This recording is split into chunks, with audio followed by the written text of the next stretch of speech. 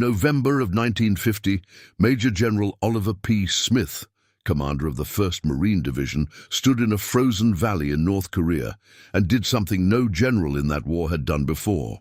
He refused an order, not loudly, not in defiance. He simply looked at the map, looked at the 10 Chinese divisions closing around his 8,000 men, and decided that the word his superiors were using, retreat, did not describe what was about to happen. When a reporter later asked him about the withdrawal, Smith gave an answer that has outlived almost everything else written about that war. "Retreat, hell," he said. "We're not retreating, we're just advancing in a different direction." He was not being clever.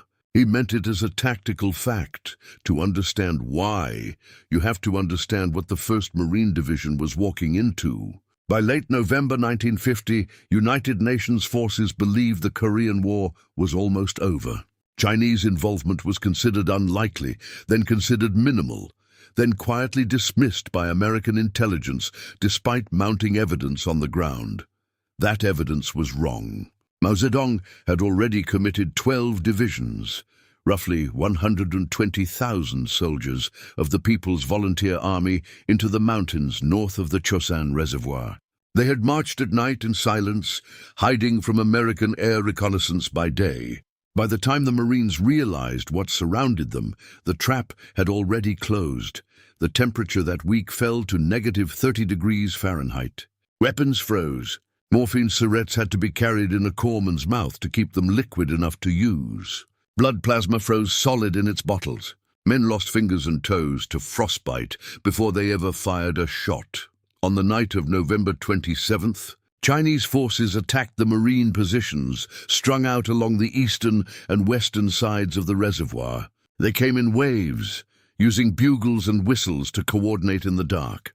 A sound many Marines who survived that night said they could still hear decades later. At Udamni, on the western side, roughly 8,000 Marines found themselves facing an estimated 60,000 Chinese troops. At Toktong Pass, a company of just under 250 Marines under Captain William Barber was ordered to hold a hilltop position controlling the only road out. They held it for 5 days and 6 nights, surrounded, resupplied only by air, taking over 50% casualties. Barber himself was shot through the hip on the 4th day and continued to direct the defense from a stretcher.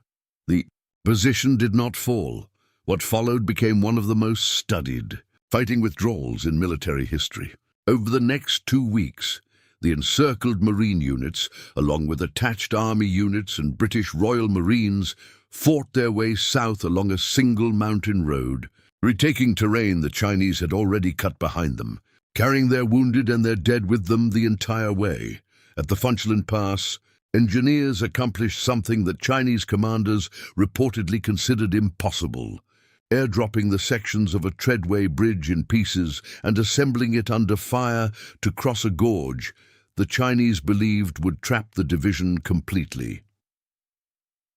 Chinese General Song Shilun, who had personally planned the encirclement with 9 full divisions, later acknowledged in internal reports that his forces had failed to destroy a force he had outnumbered more than 10 to 1. His own troops, many trained in southern China, were as unprepared for the cold as the Marines' equipment was. Entire Chinese units froze to death in ambush positions. Rifles still aimed without ever firing a shot. By December 11th, the surviving Marines of the division reached the port of Hungnam. Of the roughly 30,000 United Nations troops who fought through the Chosun campaign, over 17,000 became casualties, killed, wounded, or lost to frostbite. Chinese losses are estimated at over 60,000, effectively destroying 3 Chinese armies as combat-effective forces for months afterward. The Marines brought out their wounded. They brought out their dead, and they brought out the division's equipment. Intact, fighting the entire way, years later, survivors of Chosun adopted their own name for themselves. Worn with a specific kind of pride, the Chosen Few, one veteran, asked in an interview decades afterward what kept the division moving through 17 days of encirclement.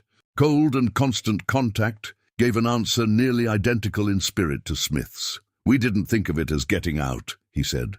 "We thought of it as bringing everyone with us.